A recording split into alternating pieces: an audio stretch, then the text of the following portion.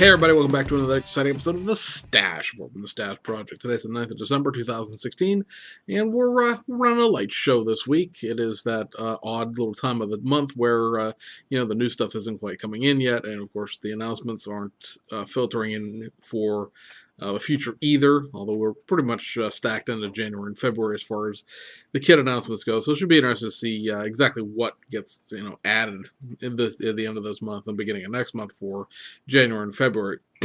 There are several releases here domestically, as Round 2 had a plethora of things to get out in December, and they've got an early start. And then there are a few random odds and ends overseas. So there really isn't any kit news to discuss in the sense of, anything new. This weekend coming up is the and I've not seen this before, so this may be the first annual, but they're having a Christmas Expo in Shizuoka over there where all the model companies are as far as the Japanese kit manufacturers go. All four of the brand, I think five. I'm not sure if Ebro is actually in Shizuoka or not. I'd have to go look at their box to see where they're at. But all of your big four, as far as Hasegawa, Aoshima, Fujimi, and Tamiya, are all in Shizuoka. And I know at least Aoshima will be at this. I believe the normal three will be because Fujimi doesn't do trade shows. So it'll be interesting to see if we see any new things as far as kit announcements in general, or maybe some more teaser shots. I'm sure they'll bring out the trailer, now that it's on its runners and stuff like that. Possibly see the Super Veloz again, maybe the 86 again, because several of the kits that they would show, such as the Valine VIP Crown Athlete and Crown Royal Saloon, well, that's going to come out any day now.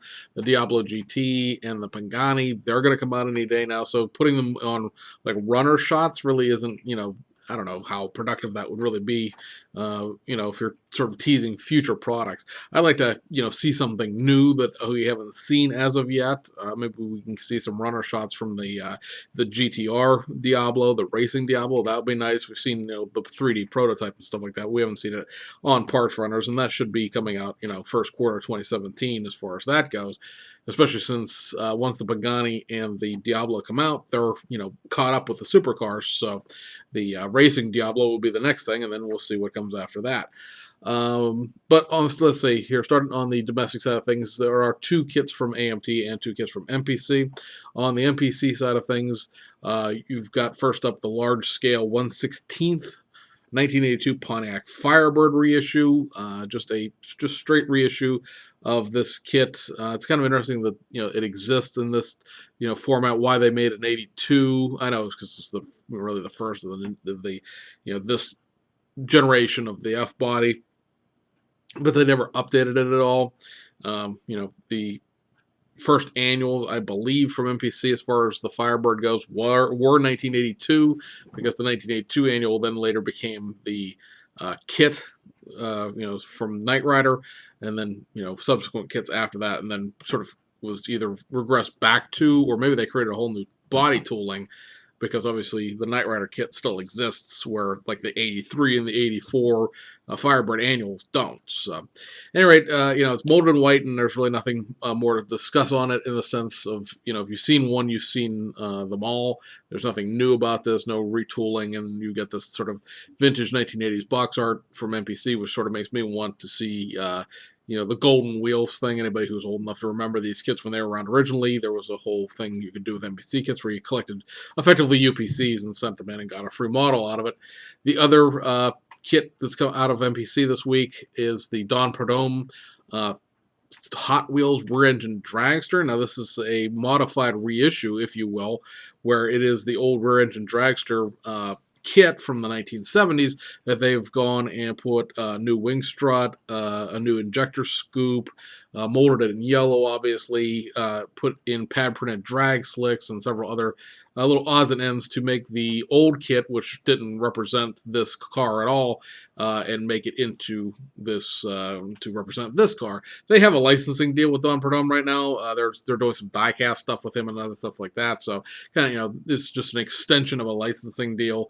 And for first time you can build a new dragster out of an old kit, basically.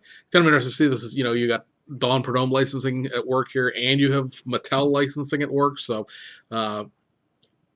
it's an old kit. Obviously, the tooling for the most part is paid for in that sense that you're creating a few new pieces and parts, and obviously new decals and new box art and things like that to get this kit out. But there's a lot of licensing involved in this kit for what there was a normal round two price of somewhere in the $28 to $30 range, a little less if you can get it at a wholesale distributor kind of level, but it's not like it's $35 or anything else like that. Or you see a lot of excuses from Revell, Mobius, and other places. Can't do sidewall details, can't do this, can't do that because of licensing, and yet this kit, which again, granted, most of the tooling is already paid for in this original 1970s rear-engine dragster, they still had to pay for licensing two different things, and it's not prohibitively expensive. So they've managed to figure out how to do the licensing game around too. Obviously, last week we talked about that George Barris commemorative edition of the cars from the Munsters TV show. You're paying the George Barris estate to license his name and stuff like that. So, oh well, it is what it is. Over on the AMT side of things, more dragsters. You've got the original Art Series boxing here of the sort of new Flying Wedge mid-engine dragster. This, of course, has the brand new body tooling. We talked about it last week and when the kit was announced, that the deal here is that when they ran this tooling to see what was left of it, it turned out that there was pretty much just the chassis and the engine. There was no body at all. And so they've created a whole new three-piece body for this kit. It used to originally have a two-piece. It is molded in orange. I want to say it's molded in pearl orange, but I think it's just regular orange. So you've got the new body. You have a new windscreen, a new injector scoop. There's other parts to make it more accurate. They're saying more accurate, so this must represent an actual road drag car. Drag racing is not my type of motorsport. I don't have anything against it, obviously, but it's just not what I follow, and this is obviously before my time as well, as far as just my experience on Earth, as it were. So I don't know if this actually represents a real thing or not. If it does, let me know. Sort of, it doesn't really matter if it does, but I just would like to know for my own edification, so to speak. You got pan-printed drag slicks in this, and of course, it's the original Art Series, so it's got the suitable for framing big box art thing inside, and all the little normal pamphlets and booklets and doodads that you get in the original Art Series. And then last but not least on the AMT side of things is the reissue of the Lindbergh Dodge 330, and they're putting it in here. I'm looking at this box art, and you're going to see it obviously at the same time. The Dodge 300 Super Stock. Pretty sure that was a 330 back in the back, wasn't it? I'm now totally confused here. Hang on, I know I'm looking at a computer and not talking to you guys, but was it not a Dodge 330? I lost my yes, Dodge 330. Okay, I'll put it in a search engine real quick. So anyway, once again, AMT has managed to botch some box art printing. Hopefully this is just a sort of a fill-in picture and not the real box art, but if it is, whatever.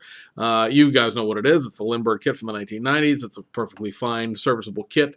Again, that whole plan that AMT is going, or round two rather, is going through, where they're taking the new tool Lindbergh stuff from the 1990s that is compatible with a decent build and putting it into the AMT line and keeping the Lindbergh stuff off sequester to itself, where if you want to buy that stuff, you know what you're getting into. New decals here, as far as, just having new decals drawn up. Obviously, they're not, reissuing 25-year-old decal sheets. So it's got fresh decals, obviously fresh box art, since it's in an AMT box here. But beyond that, it's the stalwart Color Me Gone kit. There's enough of these things around just in general sense from the various Lindbergh original kits and then the ones that run under the J. Lloyd name that, I don't know, I've seen them at, I don't know if it was this past dispersal through Ollie's, but I know it has been an $8 Ollie's kit before, but it's not currently in distribution. A lot of times when I see people complaining about reissues, you gotta keep in mind that when it comes to what Round 2 corporate and what Revell corporate want to look at, it's whether or not the kit is in distribution chains that it can be on the shelf at Michael's or Hobby Lobby or available through Walmart.com or something like that. I know a lot of people say, well, Walmart doesn't sell models, but if you go to Walmart.com, the website, they'll sell you. They've always sold models through Walmart.com. even before they sort of went back in the stores for a little while. You know, Walmart pulled the models off the shelf, but you can buy so much stuff at Walmart.com that this regular stores don't carry. And Revell, especially model kits, have always been available. You know, for people who, and really, it's a thought to consider for people who don't have a hobby shop, who don't have a Hobby Lobby, don't have a Michaels, don't have a pack of Tans or anything else like that. It is a viable solution. Is the model kit going to cost you a little bit more than it would through other online retailers?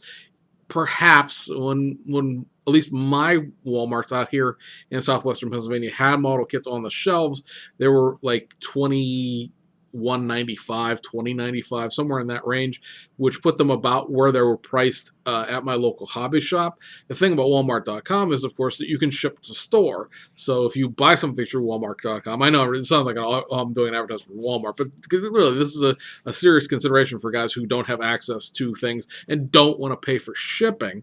Walmart does ship to store, so they can ship it from Arkansas or BFE Illinois or wherever the warehouse happens to be, because there's what are known as GM, General Merchandise warehouses. I used to work for the grocery side of Walmart at one point, so I understand the distribution probably better than most people would. There's GM warehouses all over the place, and they all have stock of various things, and so they'll just pull it, out of the warehouse and ship it to the store with that next load of just regular orders that are going to that store, and you can pick it up, and there's no shipping cost, and it ends up equaling, out in the price range. So it's something to consider, for people who, have a Walmart nearby and don't want to pay for the shipping cost of a Tower Hobbies or Auto World store or whatever. It's, an option. I'm not advocating Walmart, but if you don't mind Walmart, and it's an option. I don't know that they're carrying very many round 2 kits. They've carried some, even when they were on the shelves at my store. They had the General Lee, they had Roscoe's car, they had a few other round 2 kits, a lot of the showroom replica stuff. So it'll be interesting to see what they actually do carry offline. I didn't go look, so anyway, take it with advisement. So that takes us over to Japan, where there are, like I said, a few things. Over at Hasegawa, they've reissued once again their Volkswagen Type 2 minibus. This is a panel van, actually. This is done in the Egg Girls Winter 2016 scheme. As you can see here, the Egg Girls are taking a break in a natural hot springs, and several of them are not wearing any clothing. Joke with Aries and other people that these are your divorce in a box, as it were, because if your wife doesn't pay any attention to your modeling, I guarantee you build a microbus with semi-naked cartoon girls all over it. I bet she starts paying attention to what you're doing at that point. But again, it's just a standard Type 2 van with all of the decals. If you want a regular Type 2 van and you don't want to pay for the Revell of Germany one, and you don't want to deal with building an engine, you want a curbside, a quick build, but you still want a Volkswagen van, the regular Type 2 van still is in the Hasegawa catalog and available pretty much everywhere. And that'll take us over to Aoshima for the last 3 things here. These are all reissues. First up, you have your Best Car Vintage based. I believe this is supposed to be a 1973. Let me see. Let me take a look here and see what I wrote down. I didn't write down the year, but I think it's supposed to be a 1973 Toyota Corona Hardtop 2000 GT. Best Car Vintage. So battery box, motorized chassis, all that nonsense. But if you want a Corona in 1/24 scale, what else are you going to do with it? So Subaru Sambar, high roof. We saw this in the Akabar food distribution van with the red and white logos. This is just the van without that tie-in. It's a couple bucks cheaper than the licensed one. This represents a 1980 Subaru Sambar. Again, Best Car Vintage. So we are dealing with, pounding rivets into the wheel with a hammer or screwing it in with a screwdriver. I'm not sure which one this does, but, that's a good old school building back then when they wanted you to, pound in or screw the rivets in so that the wheels wouldn't fall off when you played with it. Battery box, build the chassis off the floor, all that stuff in the Best Car Vintage series. And, but again, if you want a Subaru Sambar from 1980, what are you going to do? And last but not least for this week is the reissue of the Nissan Silvia S15 Generation Spec R. I actually have this kit. It's a nice little kit. If you're into Silvias, it's not, a big, I don't want to say convertible in the sense of being an actual drop top, but if it's not, you can't take this kit and do much with it out of the box. It makes it a very nice spec R Sylvia, but there really are no optional parts in the sense of spoilers and ground effects and things like that. There are other kits available from Fujimi and Aoshima if you want an S15 Sylvia that's a little more tuner or a little more specialized. This makes a nice, very, very nice factory stock Sylvia, and as you can see on the box art, it has working suspension. I don't really care for that one way or the other. It doesn't matter to me whether or not my suspension works because I'm not playing with these cars on the floor. However, having springs in there does allow you to adjust the ride height slightly in the sense that rather than gluing stuff and scraping stuff off, you can just compress the springs.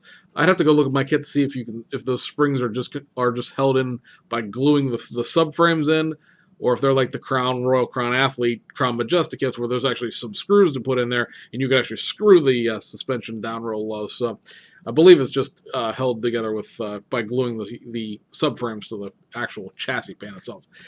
But anyway, guys, that pretty much wraps it up for this week. Like I said, it was a quick week. We have a lot of things coming out here. Some brand new tools, some reissues, but of course the brand new tools, the Diablo and the Pagani, we're waiting on anxiously. It's like 12, 13 more days until those come out. And then they'll just sit in my personal warehouse, and then they'll come here, and I won't build them anyway. But, we're still excited to have them. And I believe that wraps it up. So, guys, hope you have a good weekend. Hopefully there's some stuff to talk about out of Japan next week, and we'll see you guys on the other side.